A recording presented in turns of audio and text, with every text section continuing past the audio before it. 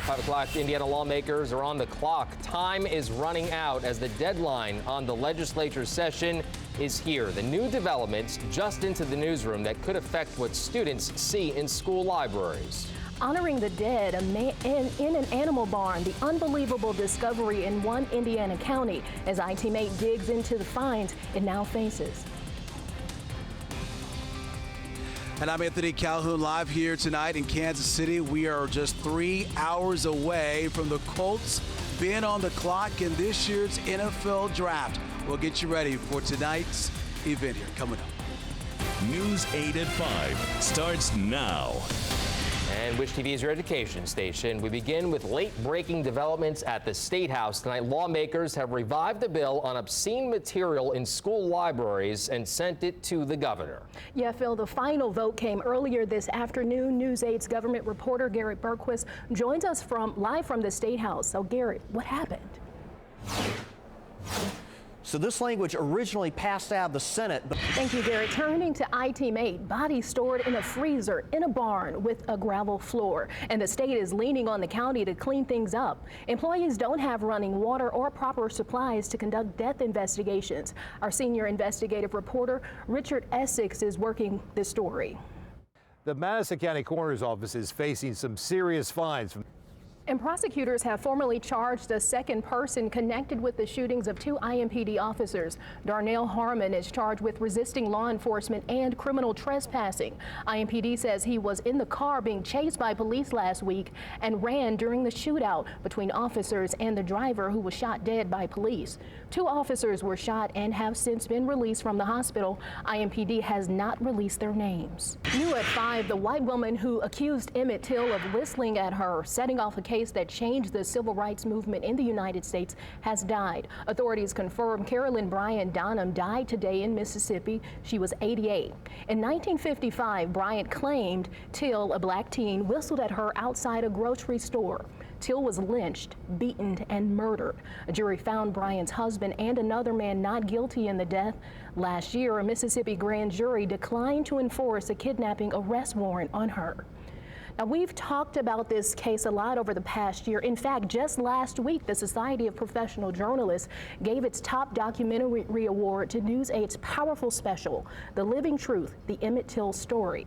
Alexis Rogers talked to Emmett's cousin, who was at the Bryant store that day in 1955, about what happened. He loved to make people laugh. So she came, Miss Bryant, it's not like she come out, what'd you do this? She didn't come out no raging, and she came out just normal. And when she came out and kind of went that way, he whistled at her. He did whistle. Been said that he whistled in the store to clear up his splatter to say bubble gum or whatever, you know, but it wasn't that kind of whistle, it was a wolf whistle. So when he whistled, it was like a... Yeah. That was making a statement, and it's way out of line. More out of line than you could even imagine, I'm telling you. And we knew it. And we've made it easy for you to watch the whole thing for yourself. Grab your phone and scan the QR code on your screen. It will take you right to wishtv.com and the special in the As Seen on Wish TV section. All Access Indy, The Draft, presented by Indiana Economic Development Corporation.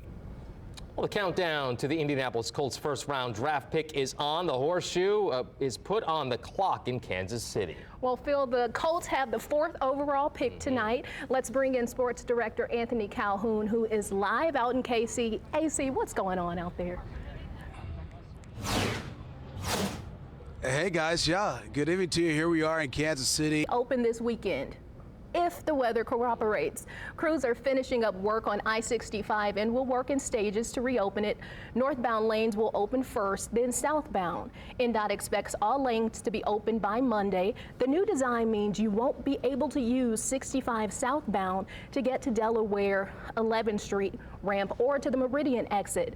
Crews say all the ramps will reopen by the end of May. Oh, okay, that'll be some good news. Hey, today was a big day. Volunteers helped upgrade the home of an Indy Army veteran. The Home Depot Foundation and Rebuilding Together Indianapolis made home improvements to the home of Army veteran David Jackson and his wife Roxanne. Jackson just recently underwent a kidney transplant. The couple says mobility changes in recent years have made taking care of their home more difficult. Throughout April, the two organizations have been working together to help veterans. Love to see that. Awesome. We love to see that, and we love to see this good weather that we're Yes. starting to experience finally. Also, very nice having you here on the anchor desk with Well, us thank tonight. you. It's great to be here. Good job. And now great to be joined Yes. by David James. Tell us David, a what do you little got, bit. sir? Yeah, still a little bit more nice weather, but we're kind of running out of the dry, pleasant weather. There's more. Well, football not the only thing front and center tonight. It's also a big night for IndyCar. The new docuseries 100 Days to Indy debuts right here on Wish TV. Our Andrew Chernoff joins us now to preview it. Andrew, a lot of excitement around this new show. Yeah, that's right. So much excitement. And new at 5 o'clock, Indianapolis-based Eli Lilly and Company wants to fast-track FDA approval of its diabetes drug for weight loss. Tirzepatide is currently approved to treat type 2 diabetes. New study results released by Lilly today show people on the drug lost up to 34 pounds. More than 900 adults with obesity and diabetes took the drug for more than a year. Those on the highest dose lost nearly 16% of their starting weight and reduced their blood sugar. One-time mayor of Cincinnati and longtime TV host Jerry Springer has died. It comes after a recent diagnosis of pancreatic cancer. He hosted his famous TV show for 27 years. They aired right here on Wish TV. Springer was known as the grandfather of trash TV, as arguments and chair-throwing fights between guests would break out. Wish TV's executive Ray Bruni of All Indiana worked with Springer in Ohio for many years. He's written a post called The Jerry Springer I Wish You Knew. Just scan that QR code on your screen to read it. Jerry Springer was 79. Unexpected heart problems. How knowing your risk factor is the first step to saving your life or someone else's. The exclusive home of iTeam8, Wish TV. We are local. Light. Presented by Community Health Network. In our health spotlight, each year 356,000 Americans die suddenly without warning from cardiac arrhythmias, a genetic disorder that can go undetected. And it's not always the elderly or unhealthy. Sometimes we lose a young person. News 8's Lena Pringle has that story.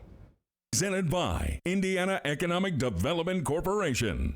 Well, the NFL draft is finally here. After months of discussion and debate, we will finally know what the Indianapolis Colts do with that 4th overall pick tonight. And Phil, let's bring in sports director Anthony Calhoun, who joins us live from Kansas City, where it's all happening. Exciting, exciting day for Colts fans.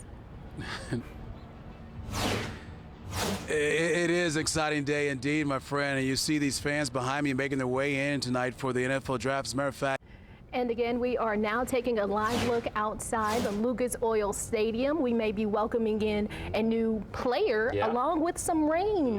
Whoever it is they pick tonight will be playing there one day. David James joining us now with the forecast on this Thursday night. Sir, what do you have? Yeah, well, the one thing just to think about, the draft, yeah, it's a huge deal, but by the end of the first round, there's going to be 31 more millionaires or multi-millionaires out there. That's what we're going to, that's the bottom line of it. Yeah.